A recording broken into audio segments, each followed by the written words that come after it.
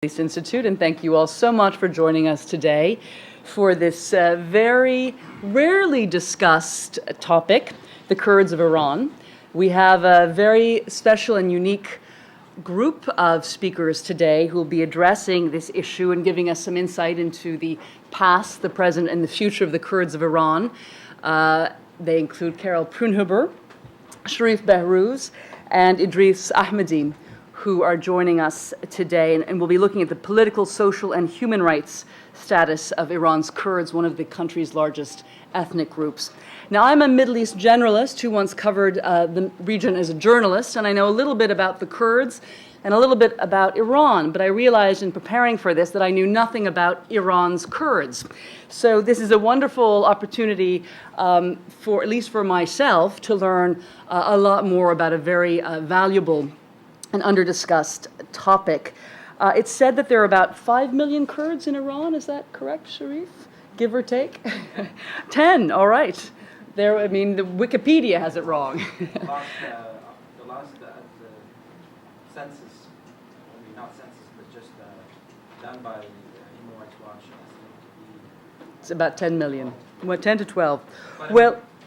Well, we'll get it. It's a group that has long pushed for autonomy. Their desire for greater rights has, of course, led to clashes, most recently between the Kurds and the Islamic Republic.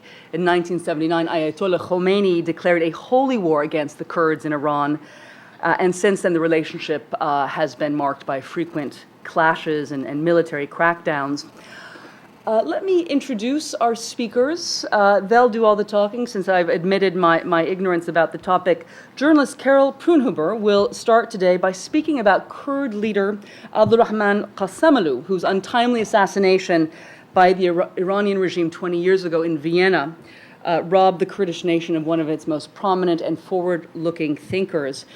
Carol has written about him in this new book, The Passion and Death of Rahman the Kurd, Dreaming Kurdistan. And it situates the life and struggle of Ghassemlou in the wider Iranian political context. I've just found out from Carol that, in fact, her book reveals the fact that the current president of Iran, Ahmadinejad, was involved, allegedly, very important word, allegedly involved in the assassination, in the planning of the assassination 20 years ago. The book has been published in English, Spanish, Turkish and Kurdish, and we will be selling it after the event, and there will be a book signing here. I should note, Prunhuber is a journalist. She writes for the Venezuelan journal El Nacional and travels extensively speaking on the Kurdish issue. She'll be followed by Sharif Behruz, who will address the impact of Iran's Green Movement on minority groups like the Kurds and the need for Iran's opposition to be more inclusive in order to gain significant political ground. Sharif Behruz is the current U.S. representative of the Democratic Party of Iranian Kurdistan, the PDKI, the first modern Kurdish political party and one of the most prominent Iranian Kurdish opposition groups. As such, he has appeared before the U.S. Congress and Canada's Parliament to testify regarding human rights abuses against the Kurds of Iran. And finally, we will conclude with Idris Ahmedi, who will discuss contending perspectives on the future of Iran with respect to its ethnic diversity. Is diversity a threat to Iran's territorial integrity or a facilitator to the rise of meaningful democracy? Mr. Ahmedi is a visiting scholar at Georgetown University. He is a PhD candidate at the Department of Political Science at Stockholm University, where he also teaches political theory and international politics. Now, because we have 3 speakers today, our event is going for about an hour and a half. Each speaker will speak for 15 to 20 minutes, and then we'll take questions afterwards. I should also note that in addition to the book signing, we also wanted to bring your attention to an article that we have in the Middle East Journal about the Kurdish nationalist movement in Iran, written by Hashim Ahmadzadeh and Gareth Stansfield. It's a rare article. You can download it on our website. And very briefly before we begin, I just want to let you know about 2 events next week. We've got Diana Boutou. She was a member of the PLO negotiating team in the 1990s. She'll be speaking here a week from today about creative solutions to the Palestinian-Israeli conflict.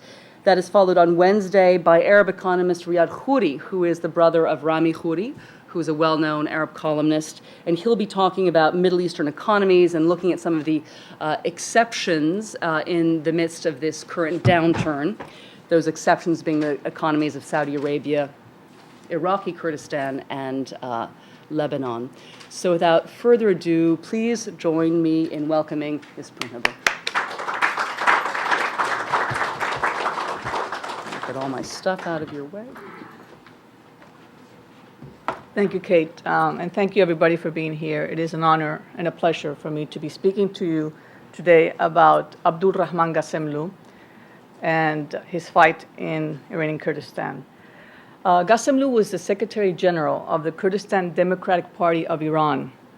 He was a far-sighted Kurdish leader whose political program forged a democratic and humanistic vision for his nation that went beyond local tribal agendas.